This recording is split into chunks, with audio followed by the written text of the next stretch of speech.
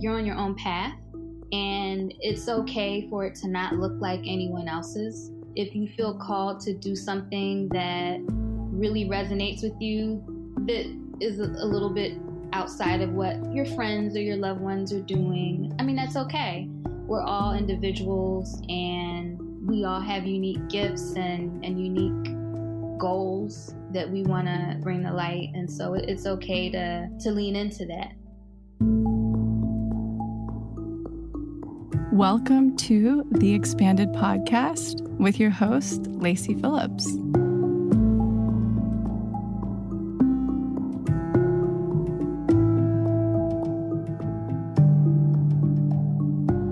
As a leading manifestation advisor with a process that's, radically different from the old New Age model, mine is rooted in psychology, neuroscience, and my energetic gifts. I created this podcast to help you expand your subconscious limiting beliefs about the potential of deserving the manifestations you're calling in.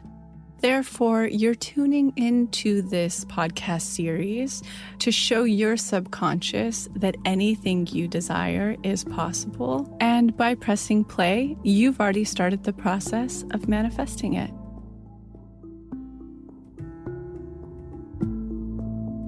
Welcome back to another process episode, which is where we showcase one of our pathway members who have gone on to manifest something extraordinary or big within their life, may it be career, home, relationship, financial. This has become one of your favorite podcast segments that we have, as we can tell by the numbers. And one commonality that I want to make that you'll begin to recognize each of these pathway members share in common from past episodes to new is that not one of them simply dipped their feet into the work or flirted with it. They went all in. I've been able to see this recently with my dad who's doing the work. They sort of touch in, don't really do the DIs, do it once in a while, skip around the workshops without finishing them.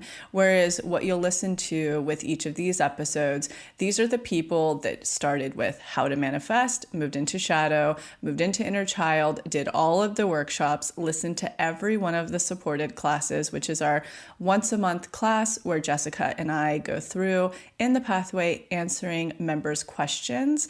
And then they've gone on to listen to every podcast episode. That's what you will hear from each of the pathway members that we share on this. And not because we're only picking people who do that, the ones who actually manifest the big things, they go all in. And not only that, but once they've gone through the work and they get a baseline of it, they make it their own. So a past guest, Heather Whitaker, you heard that in the Deep Imaginings, she started out with them, listening to them, and they weren't as effective to her. So she figured out her own process that when she walks on hikes, she talks the prompts aloud. So she'll listen to them in her earbuds. Once she's heard the prompts, she then goes and talks out what's been prompted until she gets to the block, and then she reprograms it. And you have to imagine, even as you're walking and listening, you're in a hypnotic state because your brain, your conscious mind isn't flying around. You've now gone into an alpha or a theta. So that's what you'll also find in commonality with these members. They make it their own. They don't stop when they get a roadblock. They actually figure out their own way through it. Today will be no exception. So I'm going to kick it over to my co-host, Jessica Gill, who you've heard on the Explained episodes and the Process episodes, as she highlights another really exciting member within the pathway and how they've gone on to manifest something extraordinary. Hello, everyone. Welcome back to another episode of The Process. Jessica Gill here. Today we have on Shenneth Dove-Morse. Shenneth is a New York-based pathway member who has manifested her dream bridge job at the salary that she was desiring, and also a massive move from DC to New York into her favorite apartment in her favorite neighborhood. What really drew me to Shenneth's story is despite the fact that she was facing blocks and imposter syndrome and fears, she was taking massive action despite all of that. And she was able to find fragment expanders that were aligned with the things that were reinforcing that it was possible for her to make this move as well. Another thing I found really inspiring by her story is that as she was noticing being in her mid-30s, a lot of her friends starting to take the reverse route and moving back to the suburbs. But instead, she was making her first move into this big city. And I think that really reinforces to me and hopefully to our community that no matter what stage or phase you are at, you can always make a move, you can always make a change, you can always evolve and grow in your life at any time. There's no age restriction for any of that. Shenneth is truly a light, and it was a joy getting to speak with her. I know there is a lot of wisdom that you'll be able to take out of this episode and out of her story. So without further ado, enjoy. Shenneth, thank you so much for joining me today. Thank you so much for having me. So, as you know from listening to the podcast, what is your cultural background and upbringing?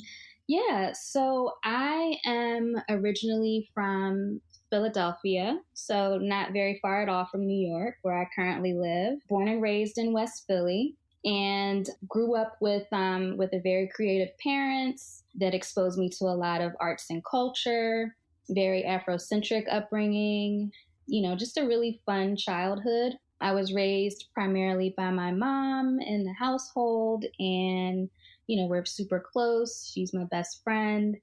And yeah, I really loved a lot about the way that I grew up. Grew up in a very community-minded environment, and a lot of my community that I grew up with, I'm still connected with and see when I visit home. So yeah. Do you feel like that kind of gave you a really good foundation because now you're in New York and moving away and all of that stuff? It's not too far, definitely like a quick train ride. But do you feel like that was really imperative and sort of helpful to your experience? It was. I was always encouraged to travel. I grew up in a family that on both sides was super into travel, whether it was locally or internationally. And so I'm really kind of surprised I ended up being as close to home as I was. Like I went to college in DC, which is kind of like equidistant. So it's like 2-ish hours from DC to Philly and 2-ish hours from Philly to New York. So I never really have lived that far from home, but I grew up visiting the city a lot, just because my mom is super into creative stuff. So it wouldn't be out of the norm for us to like come to New York to see a Broadway show, or she might have a friend that was performing in a jazz show or covering a story. She's a writer, so covering a story that was something in the cultural community. So I grew up kind of being aware of New York and aware of the culture and the vibe there. So that was definitely something from my upbringing that I definitely carry into adulthood. Absolutely. And so, okay, so you grew up in West Philadelphia, and then you went to college in DC. Mm-hmm. What did you wind up studying in college? I studied communications. I was a public relations major at Howard University, and I've really spent my whole career since then in some facet of communications across a couple of different industries. And I was even just looking at your blog online before. So cool. It seems like your family's sort of artistic background has really trickled down into you as well. I've always loved writing. That's always been something I've enjoyed doing. And blogging is definitely something that I've done on and off for the past several years. As it's always good to have a creative outlet. Maintaining a blog and writing, those are definitely things that I've done for a long time. And then so after college, did you move back home? Did you go right out to New York? What was that sort of transition like? So just to give you context, I am in my mid-30s. So I graduated like right before the economic downturn. So what a difference like a year makes. So my class, didn't necessarily have the woes of finding a job that everyone behind me did. Yeah. So I pretty quickly, now in hindsight, found a job. I was like devastated that I didn't have a job like in the spring of my senior year, because like everyone around me was getting job offers. But I got a job by the summer after I graduated. And I ended up getting an offer for an opportunity in DC. And so I just ended up kind of staying. But like in the back of my mind, even then I was like, I did apply for some jobs in New York, but it just happened that I kind of took the first offer that I got basically. So that happened to be in DC. So I ended up staying there. So I guess that kind of leads us to that transition from DC to New York was one of your big manifestations. Yeah. Just to tease that out a little bit. So then let's go to how did you first kind of discover manifestation work and then Lacey's work and sort of diving into the self and all of those fun things? Yeah, I came across her work like several years ago. I started reading her blog, and a lot of the content really resonated with me. And I don't remember exactly what year that was that I first started reading it, because I, at that time, and still do read quite a few blogs. And the more I'm into this type of subject matter, like the larger my blog list had gotten. But I remember going to an in-person event that Lacey had like in 2016, I believe. And wow. It was in Brooklyn, and it was very small and intimate. I'm sure that much smaller than her more recent events that she's had. But it was a really great event where, you know, we all got personalized time to talk with everyone that attended and to kind of hear Lacey kind of walk us through the process. And so I felt really energized from that experience. And even then, it was like, yeah, I'm working on manifesting a move to New York. And so since then, I really have been kind of in earnest, kind of doing the work and kind of working through different blocks in terms of, you know, raising my self-worth to really kind of bring this in. And yeah, so that process has really been enlightening in terms of learning about myself and learning about other modalities that have helped me learn even further, like human design. And yeah, just kind of continuing to kind of unpack different things that are just areas for growth, because the growth never really ends. Absolutely. Yeah. But in terms of, I really committed to working specifically on, because moving to New York had been on my list, my manifestation list for years. And so I really committed to, in 2019, making it happen. And really in earnest, working toward that and not kind of backing off of it. I had done in the past. So, you know, that I knew I needed a bridge job to really make the move happen for me. So really kind of putting out feelers, applying for jobs, talking to my network, having lots of coffee meetings with people, kind of doing all the things that you do when you're looking for a job, especially in another city. Yeah. And ended up being contacted by a company that has career resources and job postings that's specifically geared for people of color, called Jobwell. Amazing. We'll definitely link that below for anyone who can utilize that resource. That sounds awesome. Totally. And so I was connected to them like on LinkedIn by happenstance, and they encouraged me to register and to look for opportunities that aligned with my interests and skills. And so I started applying for opportunities. And I remember when I applied for the job, the original job that eventually turned into where I ended up working now. And because it was in May, and I knew it was May because I was like getting ready to go on vacation, and I was like in the airport applying for the job.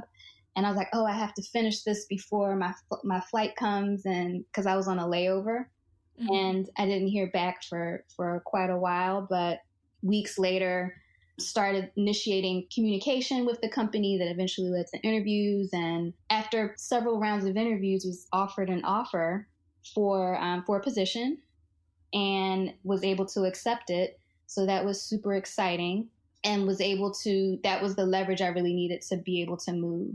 I feel like whatever makes sense for you financially to be able to make a move like that, for me, it was going to have to be getting a job. Yeah. So I was able to find an opportunity that aligned with kind of what I was needing in terms of salary to make that happen. And so when you were calling in this position, were you going through any of the workshops? What was kind of coming up for you in terms of triggers or tests or blocks?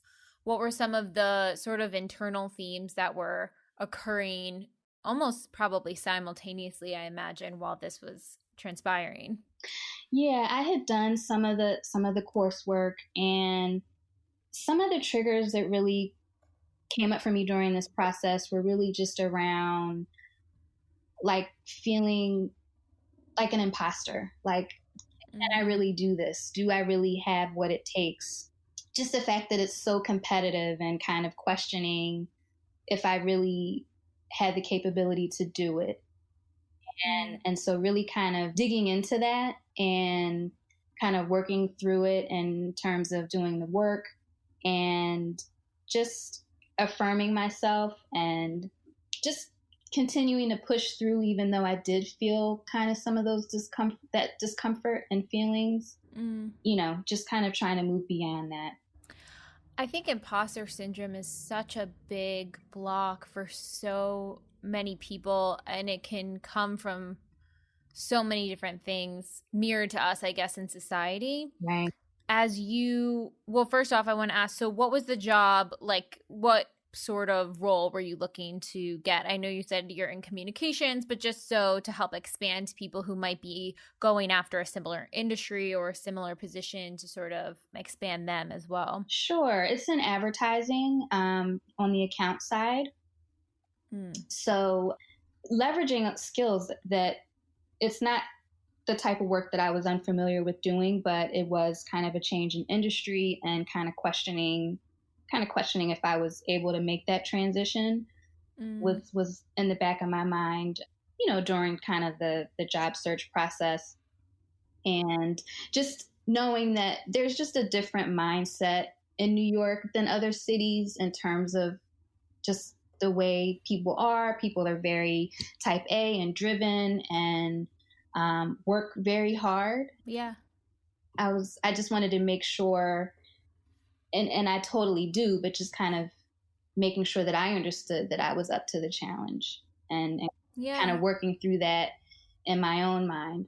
So as you were kind of working through that imposter syndrome, were you finding any expanders or sort of role models or people that you could kind of look to sort of open your, or even just friends that were maybe moving to New York? Like, was anyone kind of helping open your ability to see that happening for yourself? Yeah, I mean, the funny thing is, yes, I would say I did have some expanders. My real life expanders were more so that not necessarily that they were in New York or New York based, but that they faced adversity and kind of conquered it. And so in that, they were expanders for me. But a lot of the expanders I had in terms of people who were moving to New York or had moved to New York, just because of where I am age-wise, a lot of my friends and contemporaries, they're like doing the opposite. They're like moving out of the city into the suburbs, in terms of, family obligations or wanting to have more space. And so I had to kind of find expanders that weren't necessarily in my age bracket. And some of them I didn't necessarily know in person, but I still found elements of commonality that were very inspiring or expansive for me. It sounds like you had a lot of really strong fragment expanders. Yeah, definitely. I almost feel like the fragment expanders, adding them kind of all together are the most powerful. Like, it's so rare, at least for me, to find one expander that embodies like every single thing that I'm looking to be shown. Absolutely. And I think the fragment expanders are really, really powerful in that regard. Yeah, most definitely. Especially like in terms of people I know in real life. There's people that I really look to for inspiration for career, and there's people that, they have partnerships that are really super expansive for me. So I feel grateful that I have those expanders in my life. They just weren't necessarily trying to move to New York, but they have been a catalyst for me for wanting to improve myself or wanting to expand my capabilities or kind of what I thought I was capable of doing. And so that really kind of helped me to kind of get over the mental hump that I felt like I had before I really committed to this manifestation last year. Definitely. And one other thing I do want to highlight is you kind of said it in there of how even though you're moving through this sort of block of being an imposter, you still had fear. You just kept going anyways. Yeah, I realize now, having learned a little bit about human design, I'm a manifester. Mm-hmm. And so what's correct for me is just, if I feel a urge or an intuition, to just go with it, even if it feels uncomfortable at first, but to just move through it and to kind of just trust my instincts. And so I'm really trying to listen to myself more, to kind of listen to those urges and follow them. And that's really been a really big lesson over the past year. Like when I feel that it's not necessarily for career specifically, but just like whenever I feel like this is in my gut, what I need to do, to just kind of listen. I love that. And take action for it also. I love that. I think that's one thing. Obviously, it's very strong for manifestors in human design, but I think the tapping back in and being able to really hear your intuition is something that a lot of people, when they don't have that strong connection with themselves, that's where they'll like panic, freak out, all of those kind of like dog paddling emotions start to come up because they're just not listening to that inner knowing. Mm-hmm. When that kind of comes through for you, what does that feel like? Like, how are you able to discern that intuition and pings and all of that stuff versus, let's say, a fear or like I have this programming in my head of how I should be? Like, how do you discern those two feelings? It feels like it's not coming from a sense of like coming from a place of anxiety, but coming from like a flutter of nervousness or excitement, but not something that, I tend to feel my anxiety in my chest, and this is more like my gut when I feel it. And so when I feel just kind of physically, when I feel it in my chest, then that feels like anxiety, and maybe this is triggering me in some way that I have to work through. But if I feel it deeper than that, it's usually I'm following a ping or an intuition. That's a really great distinction.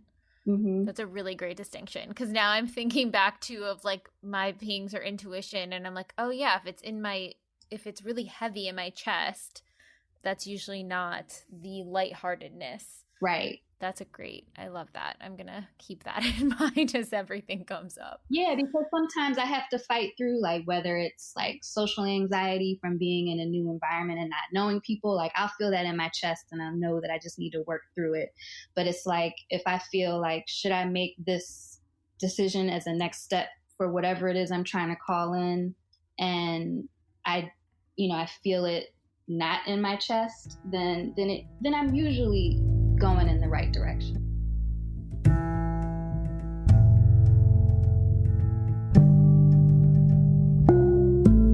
So I'm quickly interrupting this episode to invite you, if you're ready to start your manifestation journey, or if anything you've heard in our manifestation episodes has piqued your interest, to begin.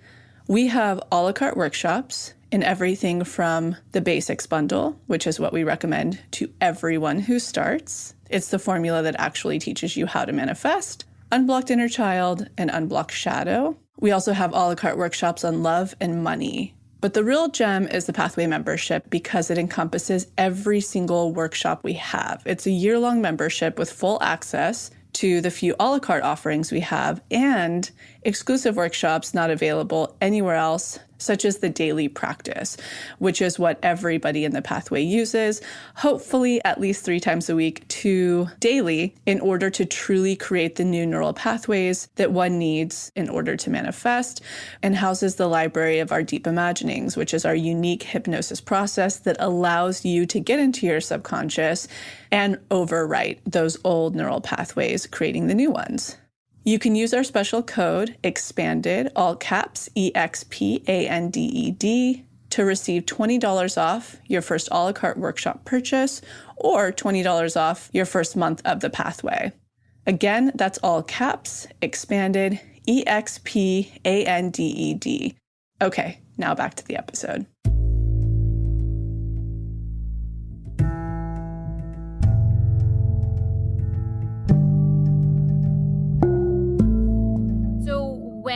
The manifestation came through and you were offered this position, did you know that it was about to come through? Were there any sort of signs or intuitive downloads that came through to you where you knew, like, I think this is going to be the position for me? Or was it kind of a surprise? Well, I felt like I was getting close. I felt like it was only a matter of time. I had gotten really close to like final round interviews for a couple of interviews before that. And the last of which of the ones that I got down to the final round, I just felt really good about my performance and I'll say performance because they kind of had me do like a test and present it.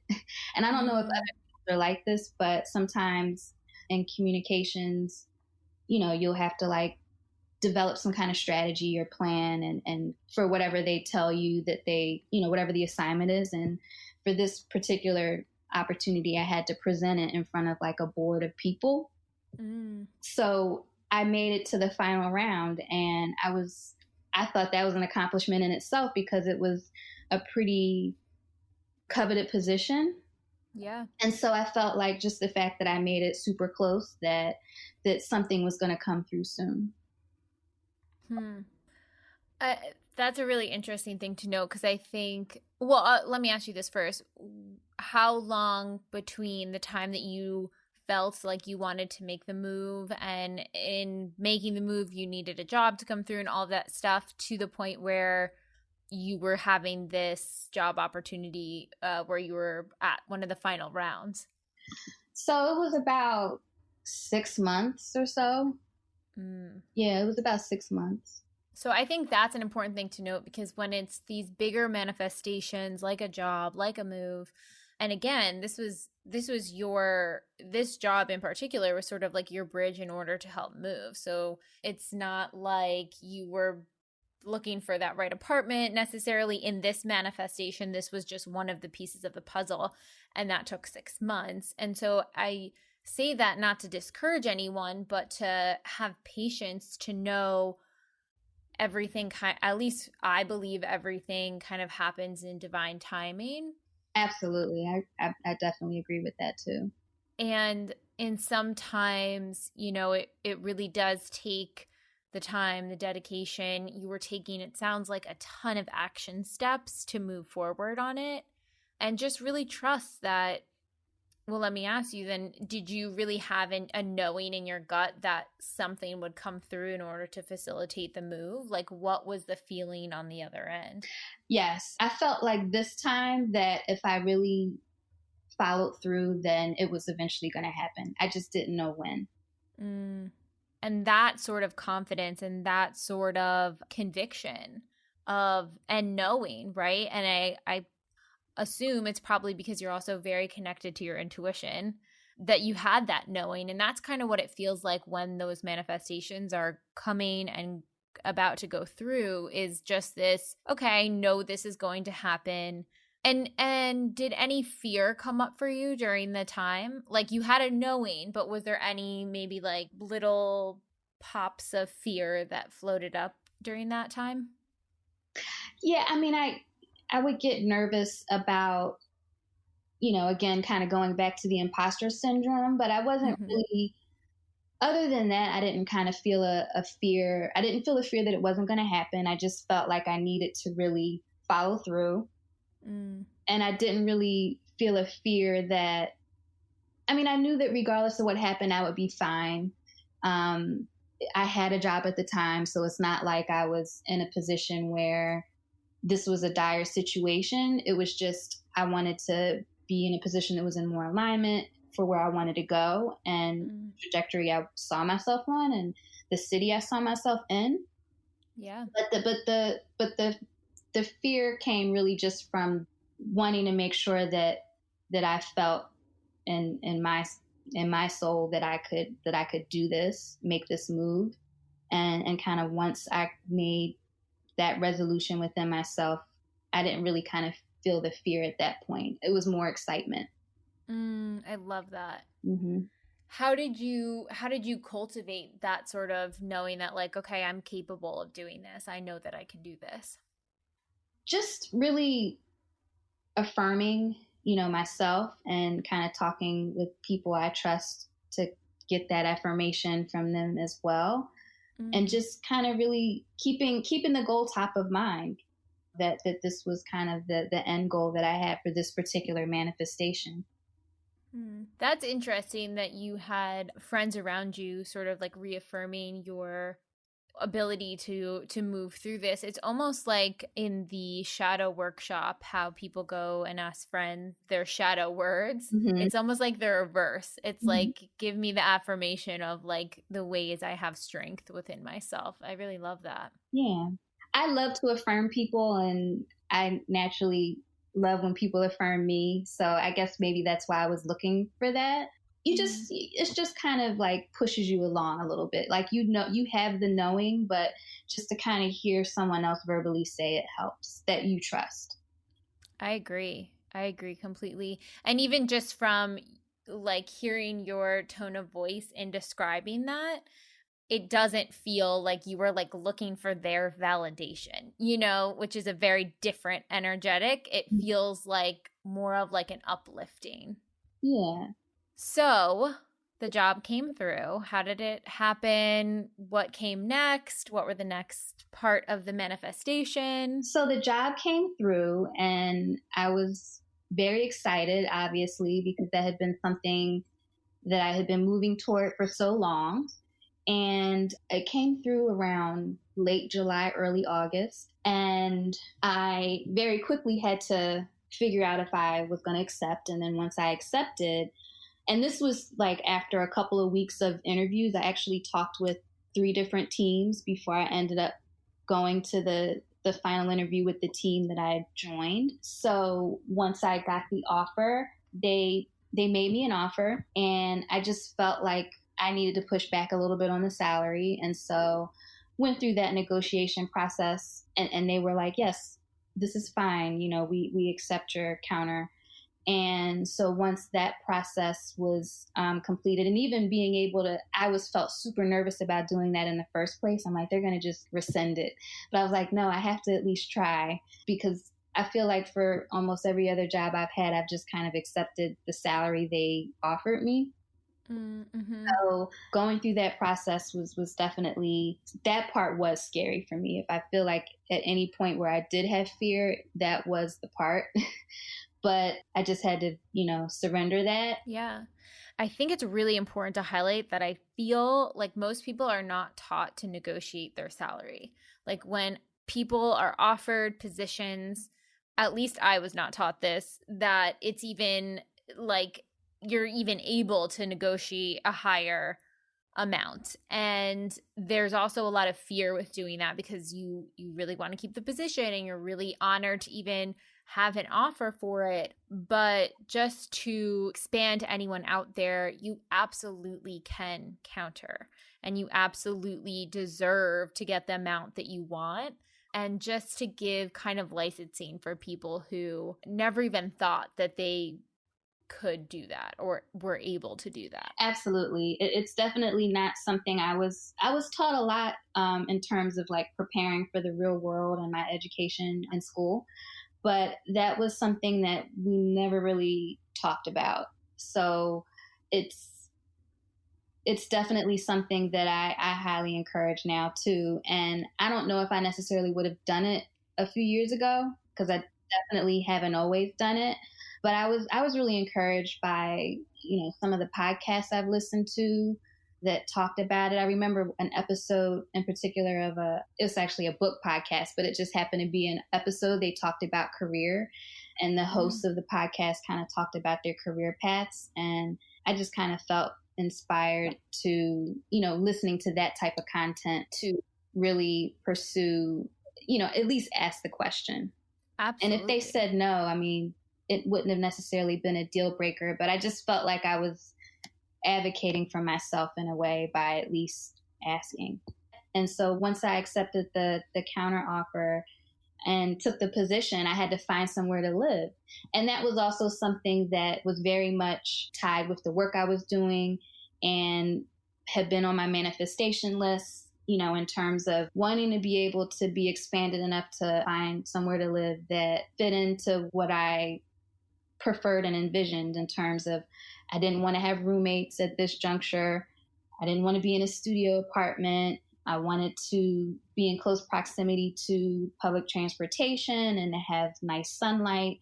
So I was able to find something that kind of met those parameters and roughly in the part of the city that I wanted to be in for my first experience. So I was able to find that apartment with the help of a broker. And so I moved in September. Wow. How quickly upon your search for this new spot with these ideal situations, like New York is one of the craziest cities to find an apartment, and a lot of people have a lot of difficulty doing that. So be an expander for all those people looking for their perfect list of a place. How did that come through? So I remember writing down like what I wanted in my New York apartment like years ago. So it was definitely something that was in my mind. I didn't necessarily have a specific visual of exactly what it would look like, but I just knew different things that were super important to me that I wanted to make sure that it had. And so because it was such a tight turnaround, I started looking like on sites like Street Easy. And I did eventually get connected with a broker because at first I was like, I'm just going to do this myself. But she was actually helpful in the process just because it was like such a tight time frame. Yeah. And I looked at maybe, I had like about 2 weeks of concerted searching. And then I found some place. So she sent me about 4 options that we visited, and I chose the one that I ended up being in. Did any of them present themselves as tests? Like, was there any like dangling carrots of like almost everything you wanted, but not quite? There was one that I did actually like a lot. And also one of my other parameters was I wanted to be near trees. I'm kind of funny for someone who's moving to New York, but I just wanted to be able to go outside and see greenery somewhere. So this place had it, but it was further uptown than I wanted to be. And I didn't necessarily, the surrounding area just didn't resonate as much with me. There's absolutely nothing wrong with it. It just didn't kind of vibe with me as much as where I did end up choosing. So I didn't end up taking that place. Was it clear to you that that was like a test?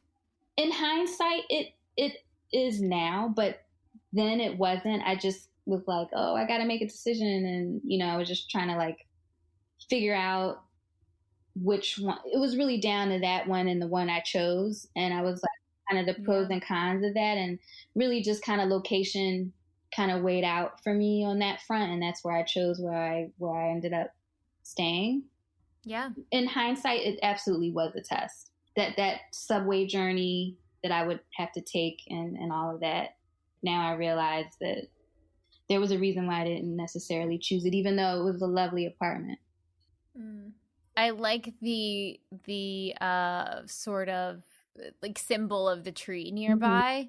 I think those are kind of those very specific things that sound sort of, oh, it's like a general thing or idea that people might brush off, or they might put it as like, well, it's not a make or break sort of thing. But adding those in really kind of separate the test from the manifestations.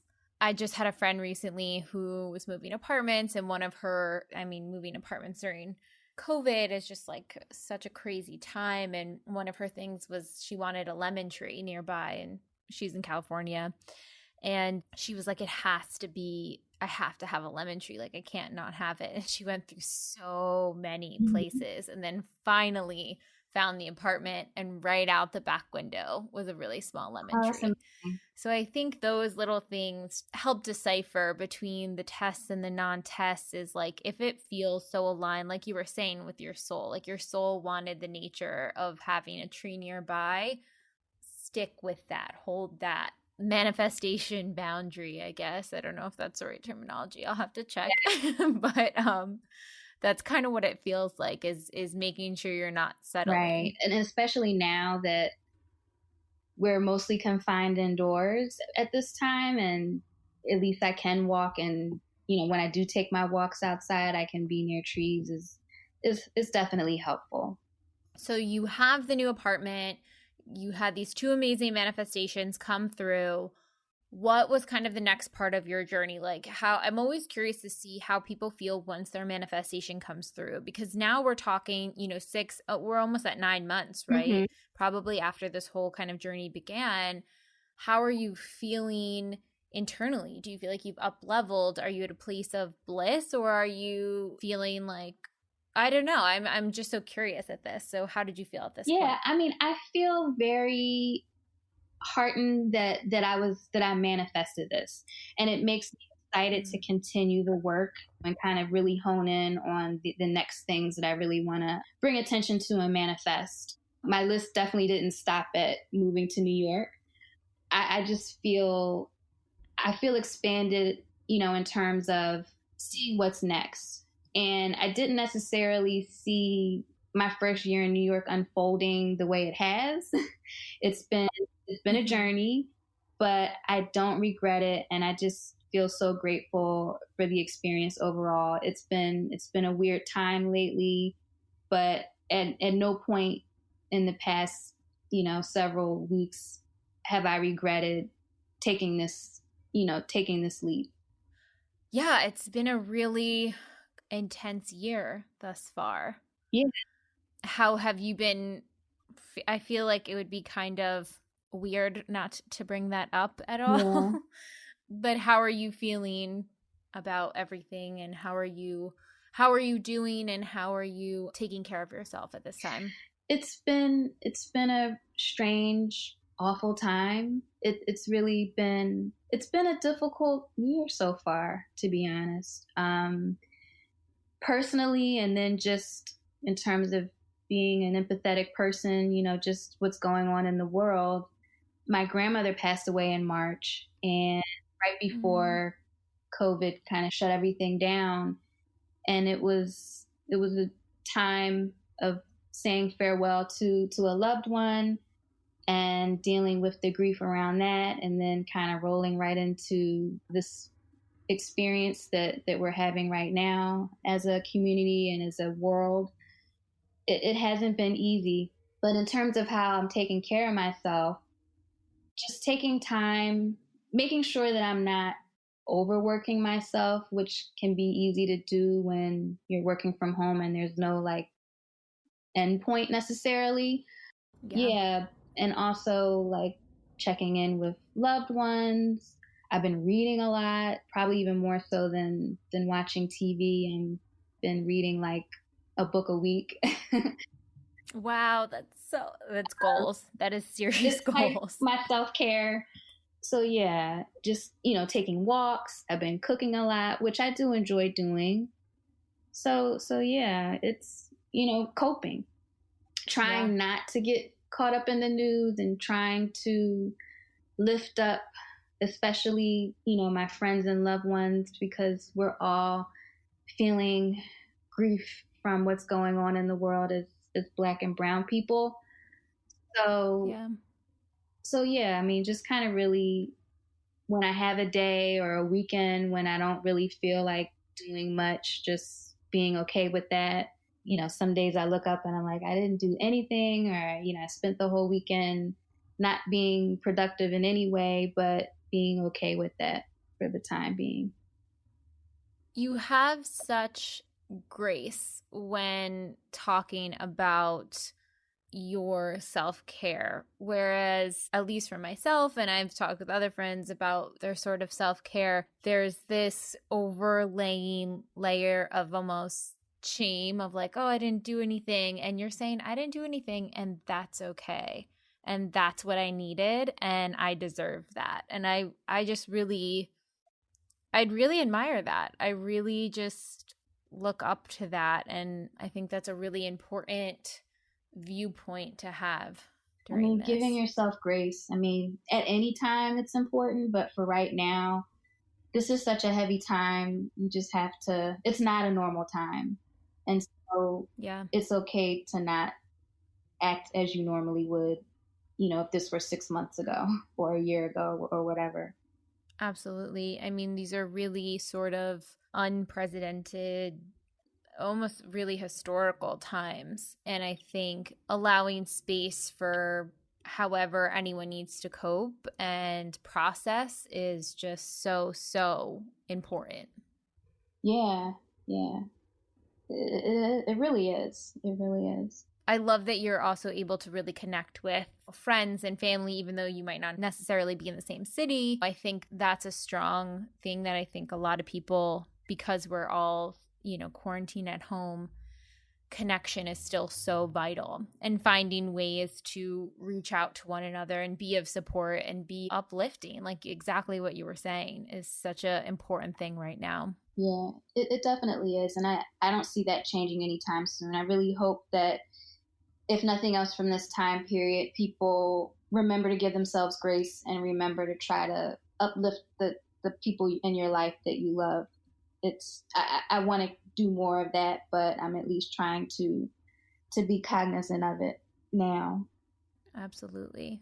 Looking forward to the future and the next manifestation list. What does that future self look like? What does that next version, that next list, all of those things look like? So I definitely want to manifest partnership.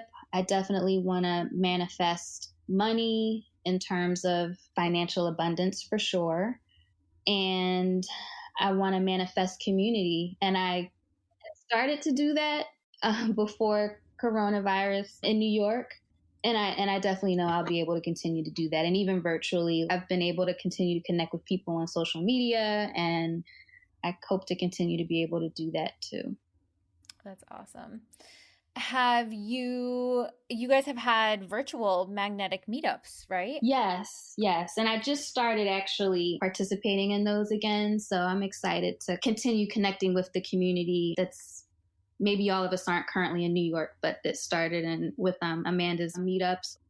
Yeah, I'm always so, I can't wait to go. I used to live in New York for a time period. I'm always trying to get back there at least once a year to visit, but I'm really want to go to one of Amanda's meetups because everyone I've met or heard from that group just feels so just beautiful souls all around. So I'm very excited to connect with all of you guys. Whenever I would leave the in real life meetups or now the virtual ones, I just feel super inspired by everyone and their authenticity and vulnerability. It's been really inspiring.